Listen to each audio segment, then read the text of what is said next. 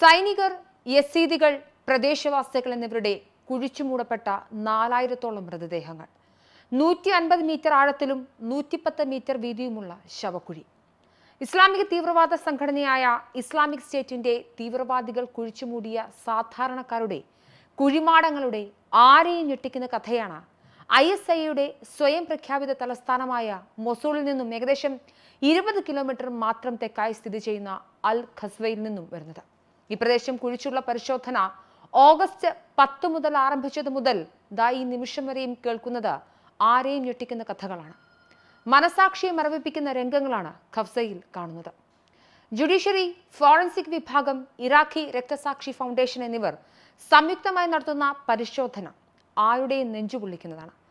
Islamic സ്റ്റേറ്റിന്റെ ഭരണത്തിന്റെ ഏറ്റവും ഭയാനകമായ അവശിഷ്ടങ്ങളിൽ ഒന്നാണെന്ന് വിശ്വസിക്കപ്പെടുന്ന ഈ സ്ഥലത്ത് 2014-നും 2017-നും ഇടയിൽ ഐസിസിന്റെ ഭീകരന്മാരാൽ വധിക്കപ്പെടുകയും ശേഷം കൊണ്ട് ഉപേക്ഷിക്കപ്പെടുകയും ചെയ്ത ആയിരക്കണക്കിന് ഇരകളുടെ ശേഷിപ്പുകളാണ് ശവക്കുഴിയിൽ കണ്ടെത്തുന്നത്. ഇറാഖിലും സിറിയയിലും സ്വാധീനമുള്ള സ്വന്തമായി ഖിലാഫത്ത് അഥവാ ഇസ്ലാമിക രാഷ്ട്രം പ്രഖ്യാപിച്ച ഒരു സായുധ സലഫി ജിഹാദി ഗ്രൂപ്പായ Islamic state of Iraq and Lebanon നടത്തിയ ക്രൂരമായ ആക്രമണത്തിന്റെ ചരിത്രശേഷിപ്പുകളാണിത്. എത്രയോ സാധാരണക്കാരായ സിവിലിയന്മാർക്കെതിരെയുള്ള കൊലപാതക പരമ്പരകളും ആക്രമണങ്ങളും ഇവർ നടത്തി. എതിർത്തവരെ, സൈനികരെ, യസീദികളെ കഴുത്തറുത്ത് കൊല്ലുന്ന ഐസിസ് 2000-ന്റെ ആരംഭം മുതൽ, ഒരുപക്ഷെ അതിനേക്കാൾ മുമ്പും നമ്മൾ കേട്ട് തഴമ്പിച്ച ഇസ്ലാമിക തീവ്രവാദവുമായി ബന്ധപ്പെട്ട് കേട്ട ഏറ്റവും ഭീകരമായ കൂട്ടർ ഐസിസ്. 2014-ൽ ദൗലത്തുൽ ഇസ്ലാമിയ എന്ന് പുനർനാമകരണം ചെയ്യുകയും അവരുടെ പ്രദേശത്തിലുള്ള പ്രദേശം ഖിലാഫത്തായും അബൂബക്കർ അൽ ബാഗ്ദാദി അതിന്റെ ഖലീഫയായും പ്രഖ്യാപിച്ചതുമൊക്കെ നമ്മൾ കേട്ടു. ആ കാലത്തുടനീളം കൊന്നുതള്ളിയ 10,000-ങ്ങളെയാണ് സന്നദ്ധ പ്രവർത്തകർ ഇപ്പോൾ കണ്ടെത്താൻ ശ്രമിക്കുന്നത്. എന്തെങ്കിലും ഒരു ശേഷിപ്പുകൾ വേണം. ഇരകളാണ് അവർ. ഈ ലോകത്ത് ജീവിച്ചിരിപ്പുണ്ടായിരുന്നു എന്നുള്ള ആകെ ഓർമ്മപ്പെടുത്തൽ ഇനി കിട്ടുന്ന ശേഷിപ്പുകളാണ്.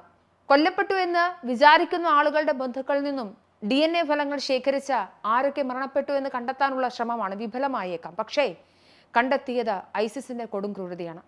വിഷാംശമുള്ള സൾഫർ വെള്ളവും പൊട്ടിത്തെറിക്കാത്ത ആയുധങ്ങൾ ഉൾപ്പെടുന്ന അപകടകരമായ ഒരു ഭൂപ്രകൃതിയിലാണ് ഈ തെളിവെടുപ്പുകളൊക്കെ ഇപ്പോൾ നടക്കുന്നത്. ഇതൊക്കെ കണക്കിലെടുക്കുമ്പോൾ കൂടുതൽ ആഴത്തിലുള്ള കുഴിച്ചെടുക്കൽ തുടരുന്നതിന് മുമ്പ് അന്താരാഷ്ട്ര പിന്തുണയും പ്രത്യേക സാങ്കേതിക സഹായവും അനിവാര്യമാണെന്നും വിദഗ്ധർ പറയുന്നു. 2014-2017 വരെയുള്ള കാലഘട്ടത്തിൽ ഇറാഖിന്റെയും സിറിയയുടെയും വലിയൊരു ഭാഗം ഐസിസിന്റെ നിയന്ത്രണത്തിലായിരുന്നു. ഇസ്ലാമിക നിയമങ്ങളുടെ അടിച്ചേൽപ്പിക്കലും വ്യാപകമായ കൊലപാതകങ്ങളും തട്ടിക്കൊണ്ടുപോകലും ലൈംഗിക അതിക്രമങ്ങളും ഇക്കാലയളവിൽ നടന്നിട്ടുണ്ട്. 200-ലധികം വലിയ ശവക്കുഴികൾ ഇറാഖിലുടനീളം ഉണ്ടെന്നും ഇതിൽ 12,000-ഓളം മൃതദേഹങ്ങൾ അടക്കിയിട്ടുണ്ടെന്നുമാണ് വിലയിരുത്തപ്പെടുന്നത്. 2014 ഒരു ദിവസം മാത്രം ഐസിസ് 280-ലധികം പേരെ ഖഫ്സയിൽ അടക്കിയെന്നും റിപ്പോർട്ടുകളുണ്ട്. മിഡിൽ ഈസ്റ്റിലെ വലിയ പ്രദേശങ്ങളുടെ നിയന്ത്രണം പിടിച്ചെടുത്ത ശക്തമായ തീവ്രവാദ സംഘടനയായിരുന്നു ഐസിസ്. ക്രൂരമായ ആക്രമണത്തിനും സിവിലിയന്മാർക്കെതിരെയുള്ള കൊലപാതക ആക്രമണങ്ങൾക്കും കുപ്രസിദ്ധമായ ഖിലാഫത്ത്, ലോകമെമ്പാടുമുള്ള നൂറുകണക്കിന് ഭീകരാക്രമണങ്ങളുടെ ഉത്തരവാദിത്വവും ഒക്കെ ഇവർ ഏറ്റെടുക്കുന്ന സാഹചര്യമുണ്ടായി. ഐസിസിന്റെ വേരുകൾ 2004-ലേക്ക് വരെ ഇറങ്ങിച്ചെല്ലുന്നുണ്ട്. ഒരുപക്ഷെ അതിനേക്കാൾ മുൻപ് ഇറാഖിലെ അൽ ഖ്വയ്ദ എന്നറിയപ്പെട്ടിരുന്ന സംഘടനയാണ് ആദ്യം രൂപീകരിക്കപ്പെടുന്നത്. 2003-ൽ അമേരിക്കയുടെ ഇറാഖ് ആക്രമണം ആരംഭിക്കുന്നു. ഇറാഖിലെ അൽ ഖ്വയ്ദയുടെ ലക്ഷ്യം പാശ്ചാത്യ അധിനിവേശം നീക്കം ചെയ്യുകയും പകരം ഇസ്ലാമിക ഭരണകൂടം സ്ഥാപിക്കുകയും ചെയ്യുക എന്നതായിരുന്നു. 1999-ൽ ജോർദാൻകാരനായ പഴയ അഫ്ഗാൻ ജിഹാദിയായിരുന്ന അബു മുസബ് അൽ സഖാഫി ജമാഅത്ത് തൗഹീദ് വൽ ജിഹാദ് എന്ന പേരിൽ സ്ഥാപിച്ച സായുധ സംഘമായിരുന്നു 2003-ൽ ഇറാഖിലെ അമേരിക്കൻ സൈന്യത്തിനെതിരായുള്ള ഒളിപ്പോറിന് പിന്നിലുള്ള പ്രധാന സംഘങ്ങളിലൊന്നായി മാറിയത്. 2004-ൽ അൽ ഖ്വയ്ദയുമായി അവർ ബന്ധം സ്ഥാപിക്കുകയും പേര് അൽ ഖ്വയ്ദ ഇൻ ഇറാഖ് എന്നാക്കി മാറ്റുകയും ചെയ്തു. 2006 ജൂൺ മാസത്തോടെ സ്ഥാപക നേതാവുമായ സർഖാവി കൊല്ലപ്പെടുന്നു. അബു അയ്യൂബ് അൽ മസ്രി പുതിയ നേതാവാകുന്നു. 2006 ഒക്ടോബറിൽ മുജാഹിദീൻ ഷൂറ കൗൺസിലെ അംഗസംഘടനകൾ ലയിച്ച ഇസ്ലാമിക് സ്റ്റേറ്റ് ഓഫ് ഇറാഖ് എന്ന പേരിൽ ഒറ്റ സംഘടനയായി മാറുന്നു. ഈ കാലയളവിൽ ഇറാഖിന്റെ വിവിധ ഭാഗങ്ങളിൽ അമേരിക്കൻ സേനയ്ക്കെതിരെ കനത്ത ആക്രമണങ്ങൾ സംഘടിപ്പിച്ചിരുന്നു. ഇതിനെ ചെറുക്കാൻ അമേരിക്ക ഇറാഖിലെ ചില ഗോത്രങ്ങളെ സംഘടിപ്പിച്ച സഹവ എന്ന പേരിൽ ഇവർക്കെതിരെ പ്രവർത്തനം ആരംഭിക്കുന്നു. ഇതോടെ അവർക്ക് ചില പ്രദേശങ്ങളിൽ സ്വാധീനം കുറഞ്ഞു. 2014-ൽ ഐസിസ് ഇറാഖിലെ ഫലൂജ, മൊസൂൾ, തിക്രിത് എന്നിവയുടെ നിയന്ത്രണം ഏറ്റെടുത്തു. 2014 ഓഗസ്റ്റിൽ ഇറാഖിലെ ന്യൂനപക്ഷ മതവിഭാഗമായ യസീദികൾ താമസിച്ചിരുന്ന വടക്കൻ പട്ടണത്തെ ഐസിസ് തീവ്രവാദികൾ ആക്രമിച്ച് നശിപ്പിച്ചു.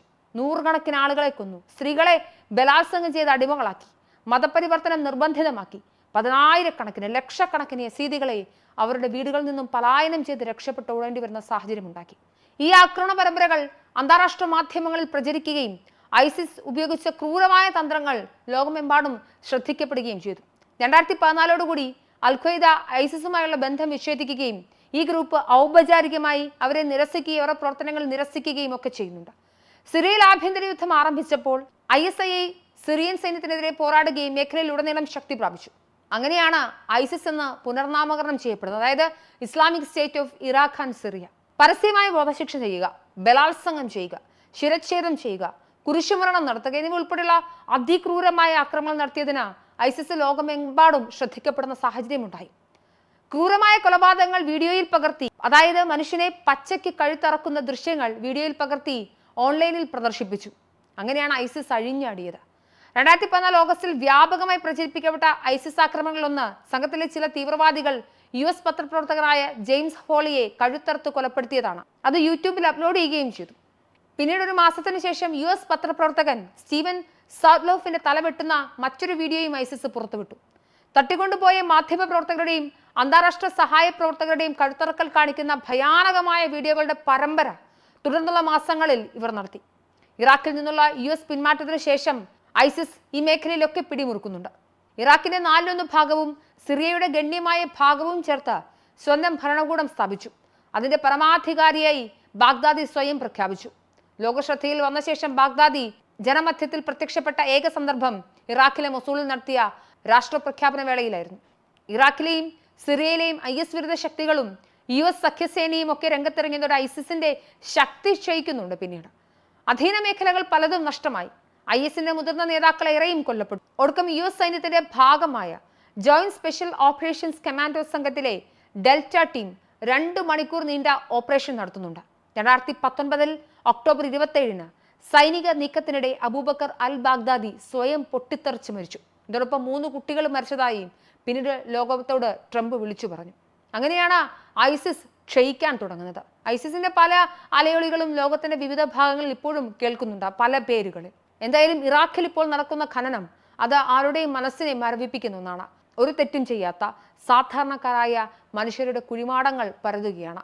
ചരിത്രത്തിൽ ഒരുപക്ഷെ ഹിറ്റ്ലർ ചെയ്ത ക്രൂരതയേക്കാൾ എത്രയോ വലിയ ക്രൂരതയായിരിക്കും ഇവർ ചെയ്തിട്ടുണ്ടെന്ന് അതിന്റെ ആഴവും പരപ്പും മനസ്സിലാക്കാൻ ഈ ഖനന പ്രവർത്തനങ്ങൾ സാധിച്ചേക്കാം.